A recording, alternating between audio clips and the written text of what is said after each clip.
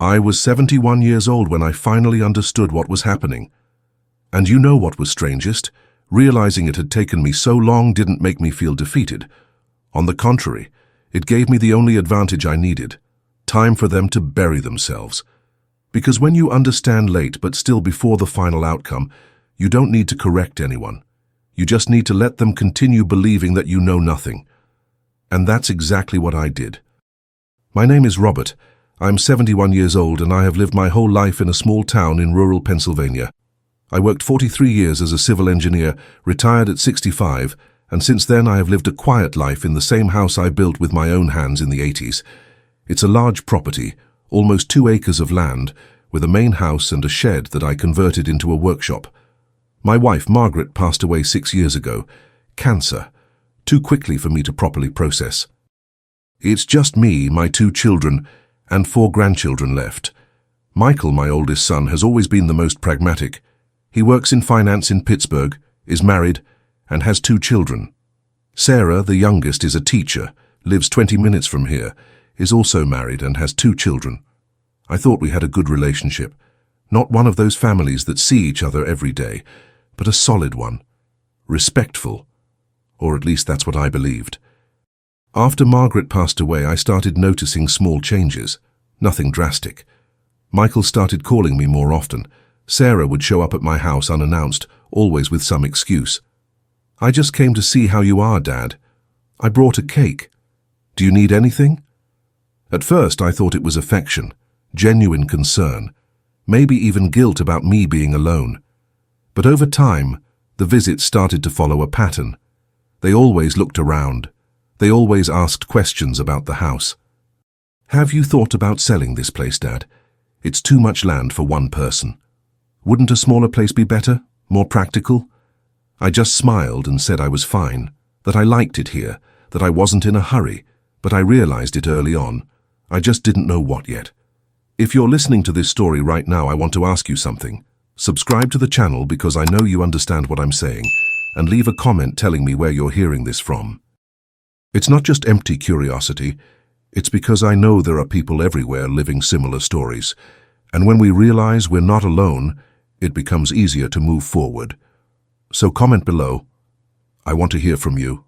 Things started to get really strange about 8 months after Margaret died. Michael called me one day and said he wanted to talk to me about financial planning. I thought it was normal.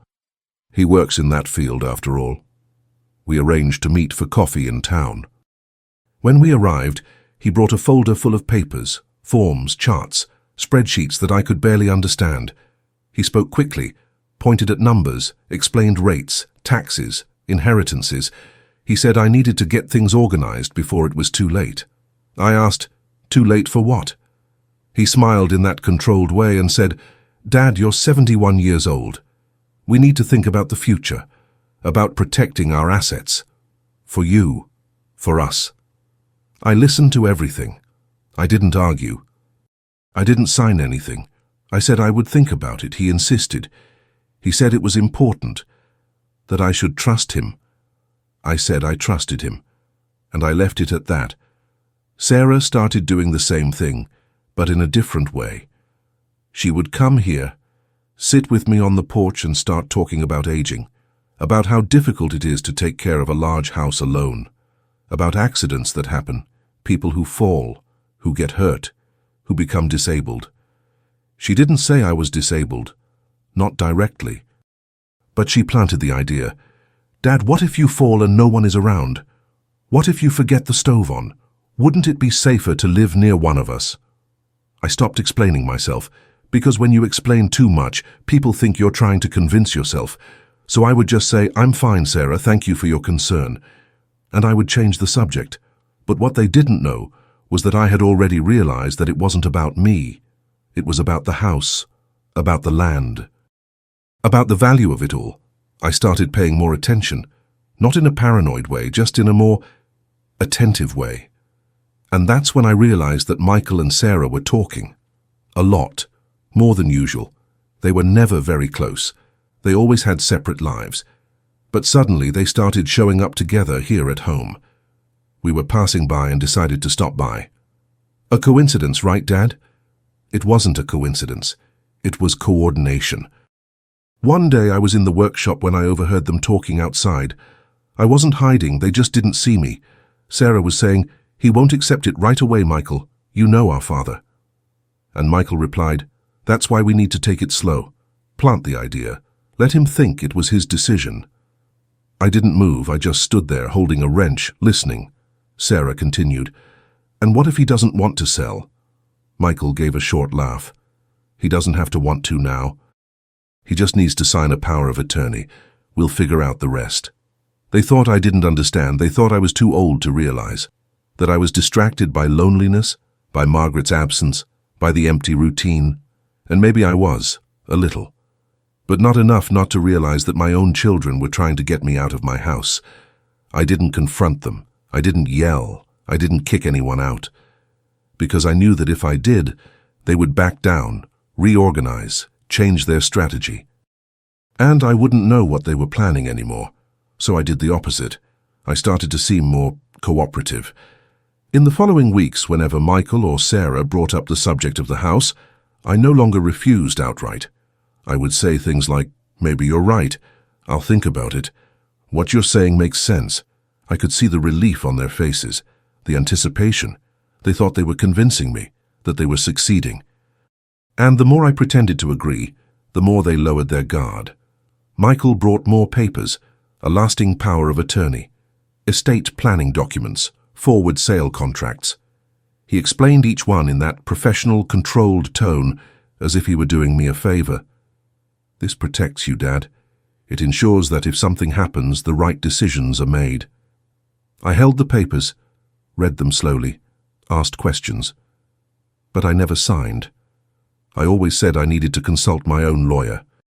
He would get tense. "Dad, I work with this. Don't you trust me?" I smiled. "Of course I trust you, Michael. I just want to make sure I understand everything correctly." Sarah changed her approach. She started talking about nursing homes, communities for the elderly, places that were beautiful, safe, with people your age. She brought pamphlets. She showed photos. "Look how beautiful, Dad. It has a pool, a garden, and 24-hour nurses." I looked, complimented it, said it looked good. But when she asked if I wanted to visit, I always made up an excuse. "I'm busy this week, maybe next month." She got frustrated, but didn't insist too much. She didn't want to scare me.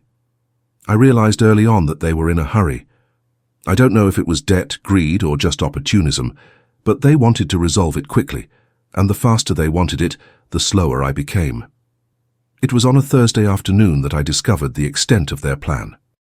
I had gone downtown to pay some bills, and when I returned I saw Michael's car and Sarah's car parked in front of the house. Together. Again. I went in through the back door, made as little noise as possible, and heard voices in the living room. They were with someone. A voice I didn't recognize. I stood in the hallway just listening. The voice was a man's. Young. Professional. He said, "So, how much is the property valued at again?" Michael replied, "About 450,000. The land is worth more than the house. It's an area that's appreciating in value." The man made a sound of approval. "And the owner? Is he aware of the sale?" Sarah replied quickly, "Our father is, well, he's going through a difficult time. He lost our mother recently. He's a little confused, but we're taking care of everything." Confused. She said I was confused. And worse, she said that to a real estate agent. I didn't go in. I didn't reveal myself. I waited for them to finish the meeting. When the man left, I heard Michael say, "Perfect. We'll sort out the power of attorney by the end of the month, and then you can start publicizing it." Sarah added, "And the father doesn't even need to know everything. The less he worries, the better." They thought I didn't understand. They thought I was adrift. And perhaps if I had confronted them at that moment, I would have lost. Because they would have denied everything. They would have said I misunderstood, that they were just planning, that they would never do anything without my permission, and I would have looked like the paranoid old man, the father who distrusts his own children. So I remained silent, and I began to act. The first thing I did was look for a lawyer, not the family lawyer, the one who handled Margaret's estate, A new one. Someone nobody knew. I found an office in Harrisburg, an hour from here. I made an appointment. I brought all the papers Michael had given me.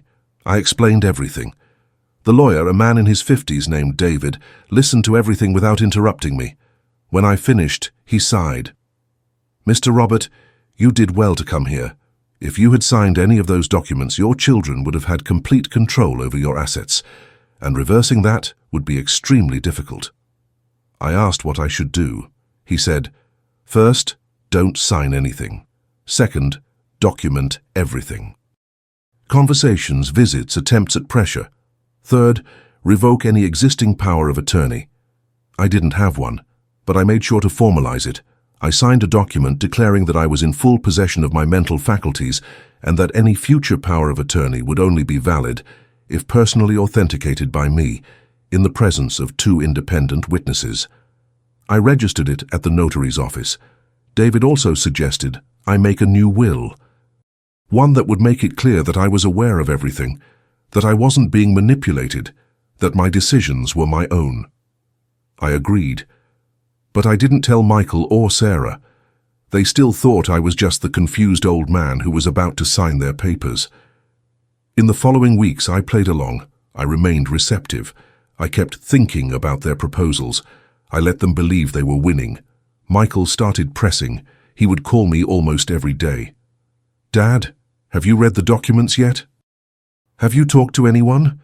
Do you need help understanding?" I always said the same thing. "I'm still reading, Michael, it's a lot."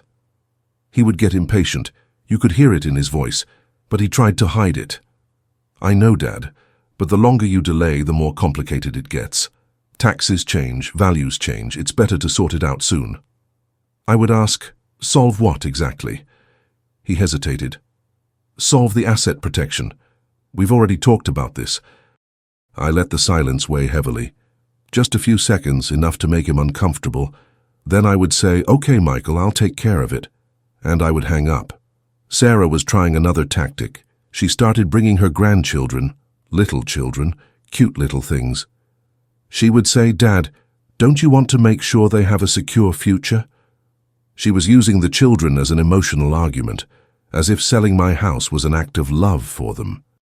I looked at my grandchildren and thought, they don't know anything, they're innocent, but their mother is using them as a tool. I didn't say anything. I just hugged them and offered them cookies. Sarah stood there, waiting for some reaction, some promise. But I gave her nothing, just smiles and silence. It was around that time that they started making mistakes, because when you think you've already won, you relax. And when you relax, you slip up. The first mistake was Michael trying to access my bank account. I found out by chance. I went to the bank to resolve a simple matter, and the manager called me aside. She was a trustworthy woman. She had known our family for years. She said quietly, "Mr. Robert, your son was here last week. He said you had asked him to check some statements. He asked for access to your account." I feigned surprise. "Michael said that?" she confirmed. "I didn't authorize anything, of course. But I thought it best to let you know." I thanked him. And I left there certain that Michael was desperate. He was trying to see how much money I had, probably to plan his next move, maybe even to assess whether it was worth waiting for me to die or if it was better to push me into a nursing home right away. The second mistake was Sarah's. She started spreading rumors around town that I was becoming forgetful, that I was mixing things up, that she was worried. I found out about this because the bakery owner told me, "Robert, your daughter said you've been acting a bit lost lately, is that true?" I laughed. I said no, that I was fine. But I understood the game. Sarah was building a narrative. If she could convince people that I was senile, it would be easier to get me out of the house. I didn't confront her.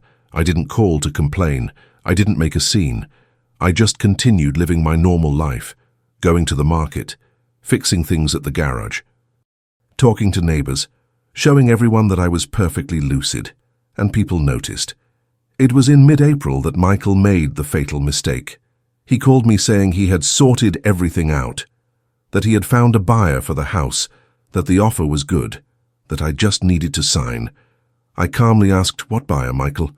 He hesitated. Then he said, "An investor. Someone who wants the land. He's offering 400,000. Cash. I remained silent. Michael continued. I know the appraisal is 450,000, but he wants to close quickly. And let's face it, Dad, you don't need that much money. It can be split between me and Sarah, and you'll still have plenty left over to live comfortably. He'll divide it between him and Sarah. He said that, as if the house already belonged to them, as if I were already dead. I took a deep breath. I said I'd think about it. He insisted. He said the buyer would only wait until the end of the week, that I needed to decide quickly. I hung up and called David, my lawyer. I told him everything. He asked for permission to investigate. We discovered that Michael had, in fact, negotiated the sale of the property, without my authorization, without my signature. He had presented false documents to the broker, a power of attorney that I never signed, forged. He probably thought he would get my real signature before closing, or that I would already be hospitalized somewhere, unable to react. David said, Mr. Robert, this is fraud, a crime. You can sue. I thought about it. I thought about it a lot, and I said, not yet. He would blame the broker, and maybe with a good lawyer he would get away with it. But if I let him go a little further, if I let him think it would work out. So that's what I did. I called Michael. I told him I'd thought about it, that I was ready to sign. He almost shouted with happiness. Seriously, Dad, that's great. When can we schedule it? I said, this week, but I want it to be at my lawyer's office. So there are witnesses. So everything is done properly. Michael hesitated. Then he agreed. Sure, Dad, no problem. I scheduled it for Friday. Michael and Sarah came together, excited, expectant. When they entered David's office, they saw his expression, professional, serious, cold. I was sitting behind the desk, documents in front of me. They smiled nervously. Hi, Dad. Hi, Mr. Lawyer. David didn't even say hello. He opened a folder and said, before any signatures, I need to clarify a few things. And that's when I saw the color drain from their faces. David began slowly, methodically. He placed a copy of the forged power of attorney Michael had used on the table. He asked, do you recognize this signature, Mr. Robert? I looked at it. I said no, that I had never signed that. Michael tried to speak. Dad, wait, I can explain. David raised his hand. I'm not talking to you yet. He continued. He showed the conversations Michael had had with the broker, the promises, the amounts, everything documented. Then he showed the statements Sarah had spread around town, insinuating my mental incapacity. He had recordings, witnesses, everything documented. Sarah started to cry. Dad, we just wanted to protect you. I looked at her, not angrily, with disappointment, and I said, protect me from what, Sarah? From my own home, from my own life? Michael tried to defend himself. He said I was old, that I couldn't take care of everything on my own anymore, that they were doing what was best for me. David interrupted. Doing what's best? You forged a power of attorney, that's a crime. It can carry a sentence of up to 5 years in prison. The silence that fell over the room was deafening. Michael turned pale. Sarah was crying louder now. I remained seated, calm, as always. David then said, Mr. Robert has 2 options. He can sue you criminally, or he can accept a settlement. They would sign a document acknowledging the attempted fraud. They would return any items or valuables they had taken from the house without my permission, and they would stay away. No visits, no calls, until I decided, if I decided, to re-establish contact. Michael tried to negotiate. Dad, this is an exaggeration. We're family. I looked at him and said, for the first time in months, what I really thought, family doesn't try to rob you while you're still alive. Sarah pleaded, Dad, please. Think of your grandchildren. They'll grow up without their grandfather. I felt a pang in my chest, because I love my grandchildren. But I said, I think about them every day, Sarah, including the kind of example you're setting for them. They signed. They had no choice, because the alternative was jail. David documented everything. He issued a restraining order, and they left that office as they had entered, together. But this time, defeated. I sat there, alone with David. He asked, "How are you feeling?" I thought a lot. And I said, "Relieved." Because I realized it late. Very late, but not too late. And that made all the difference. In the following weeks, I had to deal with the emotional fallout. It wasn't easy, because no matter how much they tried to hurt me, they were still my children. I raised them. I changed their diapers. I taught them to walk. I paid for their college education. And seeing that all of that meant nothing to them when it mattered, hurt in a way I didn't expect. But I also realized something else. I had spent months thinking I was alone, that I had no one, and that wasn't true. I had David, who helped me without judging me. I had the bank manager who warned me. I had the neighbors who noticed I was okay, despite Sarah's lies. I had a network of people I didn't even know existed. I started going out more. I went to some community dinners. I met a group of men my age who met every Tuesday to play dominoes. I accepted their invitation, and I discovered that I didn't need my family for companionship. I just needed to allow myself to look for it. The house remained mine. The land remained mine. And I decided that when I die, I will leave everything to charity. Nothing for Michael, nothing for Sarah, not out of revenge, but because they have shown that they don't deserve it. A few months later, Sarah tried to get in touch. She sent a letter. She apologized. She said she had made a mistake, that she was very sorry, that she wanted a chance to make amends. I read the letter 3 times. I thought about it a lot, and I didn't reply. Because forgiveness isn't an obligation, and reconciliation isn't automatic. Maybe one day I'll decide to give it a chance, maybe not. But it will be in my time, not hers. Michael never tried, and in a way, I respect that. At least he was honest in defeat. He didn't try to manipulate again. He just accepted that he had lost and moved on. I'm still here, in the same house, on the same land, with the same routine. But with one difference. Now I know that silence is not weakness, that realizing something late is not stupidity, and that choosing the right moment to act is worth more than reacting quickly. I could have confronted them at the first sign. I could have yelled, fought, thrown them out. But if I had done that, they would have backed down.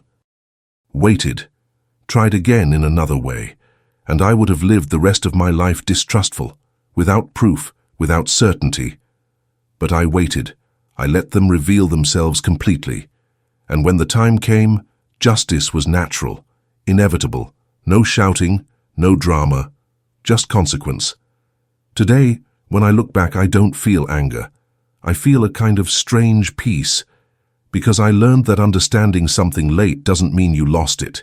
It means you had time to observe, to fully understand, to act with precision. And sometimes maturity isn't about acting quickly. It's about knowing how to wait. My grandchildren, I see them from time to time, at school parties, birthdays of mutual friends. I don't get too close. I don't want to confuse them. But when our eyes meet, I smile, and they smile back. And maybe, one day when they grow up, they'll understand that their grandfather didn't abandon them. He just protected them. I'm 72 years old now, and for the first time in a long time, I feel in control of my own life. Not because I kicked my children out, but because I chose who stays close to me, and that choice is mine alone. If you're going through something similar, I want you to know one thing. It doesn't matter how old you are. It doesn't matter how long this has been going on. You can still realize it. You can still act. And no, realizing it late doesn't mean you've lost. It means you still have time to decide how this story ends. Silence is not weakness, it's strategy, and not every warning is a favor. Sometimes the best thing you can do for someone is let them learn on their own. If you've made it this far, I want to thank you, truly. And ask you 2 things. First, give this video a like, because the more people see stories like this, the more people realize they're not alone. And second, subscribe to the channel, because there are more stories coming. Stories of people who realized, who waited, who acted at the right time, and I want you to be a part of that. See you in the next one.